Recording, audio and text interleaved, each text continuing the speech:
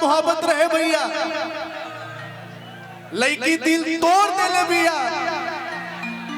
लड़का आखिरी मिलन करे खातिर पार्क में बोलैले बा, पूछा था कि आखिर हमारा प्यार में कौन गलती रहे, हमार प्यार में कौन कमी रहे जो तू हमरा के छोड़ के जाता रू। तारा चलता इतना भाई के हम छोड़ देनी, अपन माई बाबू बाप बहन दुनिया संसार सब कुछ त्याग देनी, तारा पर भरोसा कहीं तू हमरा के छोड़ के जाता रू। आज है निमन देह के लोग पागल कहता, लोग पागल समझता। लड़का कहता के सुन पगली रे,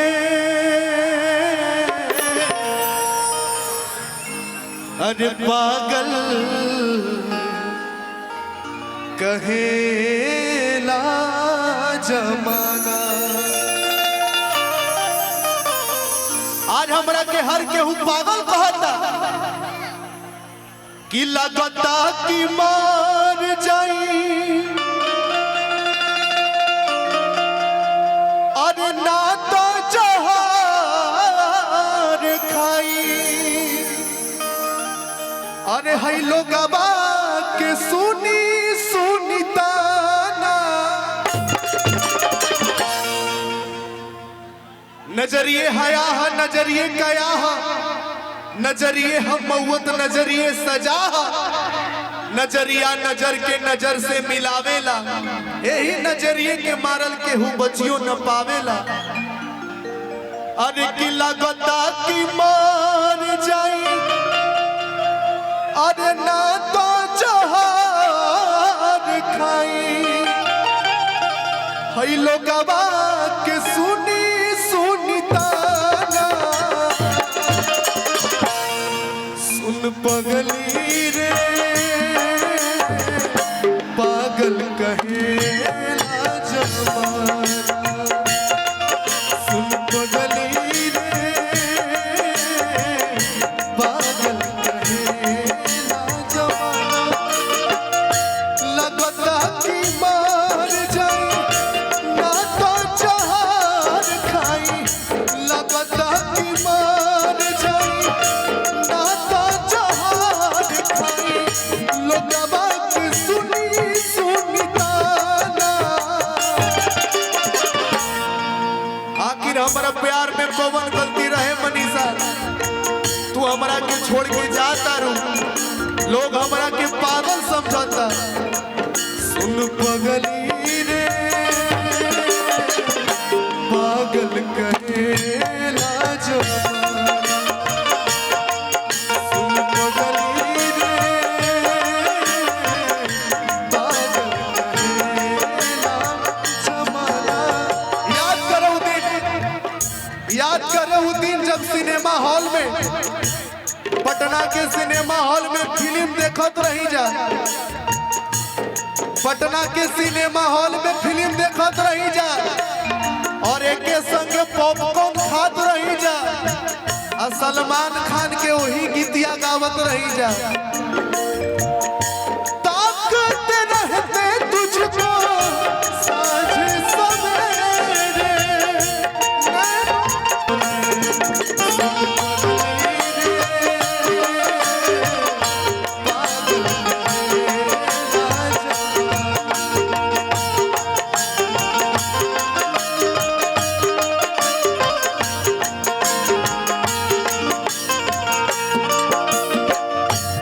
मलंग बाबा के तो हम मनवे करनी, मलंग बाबा के हमेशा हम पूजा करनी, लेकिन ओकरा साथ साथ हम तहरो के पूजा करत रही, तहरो के मानत रही मनीषा। तारा के भगवान हम चहले रही। लड़का कहता प्रीत प्रेम तू ही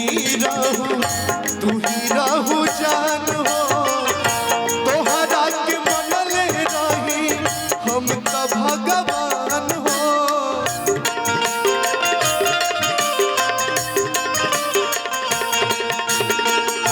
तोहरा के मनले रही हम त भगवान हो।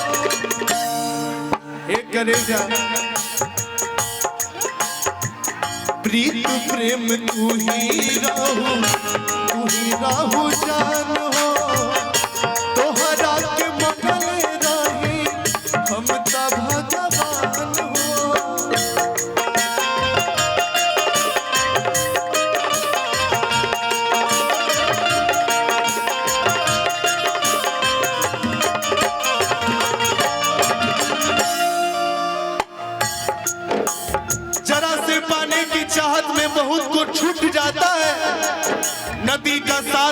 आहू समंदर रूठ जाता है। मोहब्बत पढ़ने लिखने में आसान दिखता है भैया, मोहब्बत को निभाने में अच्छू अच्छू का पसीना छूट जाता है। लड़का कहता काहे जान प्यार करके हमसे इकरार करके हमके बनवलू तू दीवाना।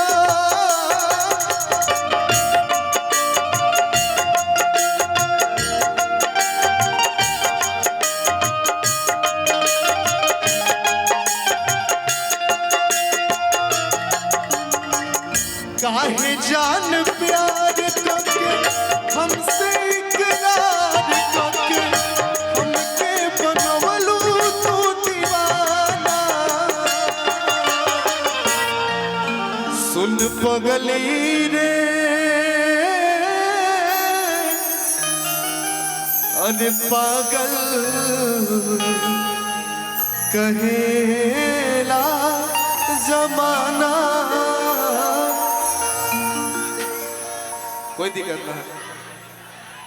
अच्छा भैया साउंड ऊपर से नीचे उतर जाइए ना, साउंड ऊपर से नीचे उतर जाइए भाई मेरे। ये आपका संस्कार का परिचय नहीं होता। हेलो इतने सारे लोग भीड़ में खड़े होकर देख रहे हैं, आप देख लीजिए। हेलो, आप लोग कृपया कर शांति से प्रोग्राम होने दें।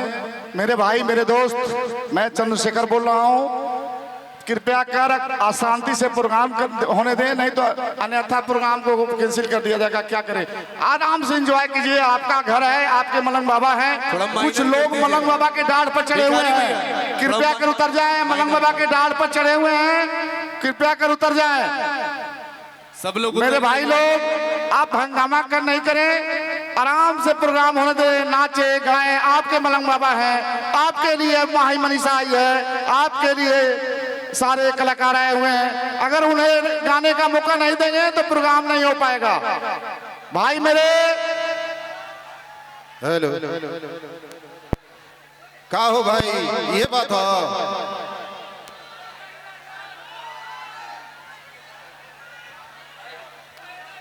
आप लोग बढ़िया से कार्यक्रम को फाइनल करवाइएगा तो अगला साल फिर इससे बढ़िया कार्यक्रम होगा। यही टाइम तू लोग अपन लक्षण लूर दिखा देव तो माही मनीषा तो दूर केहू ना आई।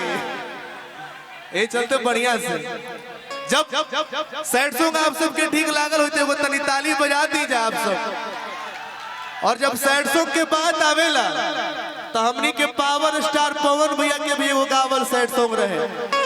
जब पावर स्टार के फैन बतन हाथ उठावत तो भैया ए मनीषा जी 1 मिनट लास्ट बा हमार। ये 2 शब्द के बाद हम चल जाइए। हम ही टेंशन में बानी कि हम जाइब तो जाइब कैसे। हमरा कब से ये टेंशन मार ले चारों पट्टी तो लोग बा, हम कैसे जाइब। जब पवन भैया के सैड सॉन्ग के बाद आवेला तो डब से आ जाइए राजन भैया। हम एक गीत गावे नहीं, बढ़िया लगा तो तनी एक बार आप सब हल्ला करब जा।